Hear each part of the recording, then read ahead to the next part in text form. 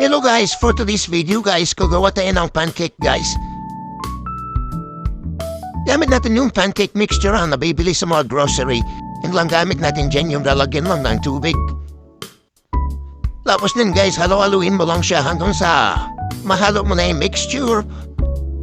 Haluin mo lang siya ng haluin. Hanggang sa makuha mo na yung texture niya.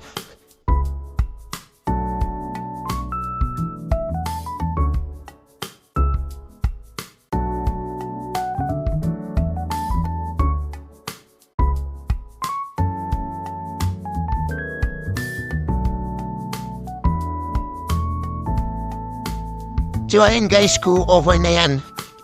Okay na yung ganyang may texture niya.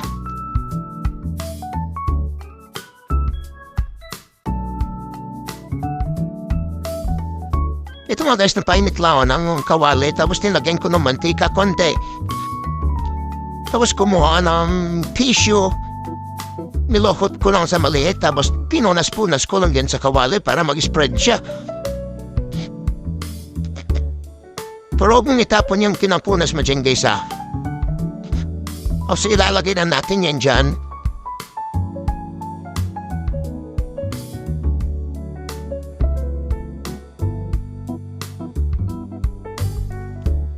Tapos, alog-alogin mo lang siya ng konti para kumalat siya. Maging flat, bumilog siya ng maayos. As then guys, mabalik na rin natin yan dyan guys.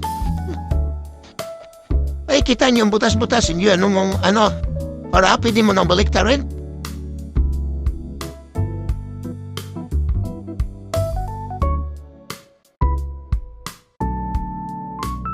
And guys, kung hindi na dumidikit yung pancake natin, pwede mo na siyang tawanin.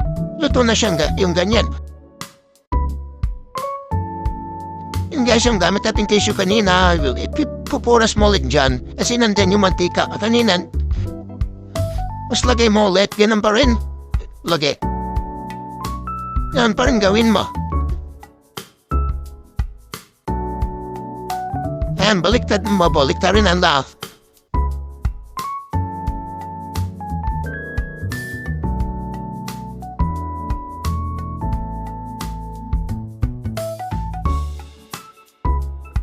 Ayan, pinakpag ko nga kasi ay tumang matanggahan. Ayan na, baliktad na lang yan guys. So ayan, okay na yan.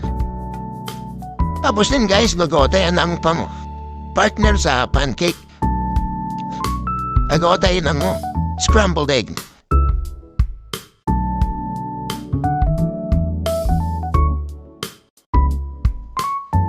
As then, kinarat ko lang sa gitna para kumapal siya. Tapos balik na rin, okay na yan.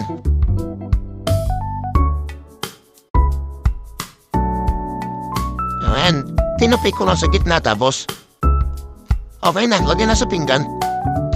So dito mga guys, lalagyan lang natin ng maple syrup. So ayan, okay na. Goods na, pwede na kainin. Thank you guys for watching.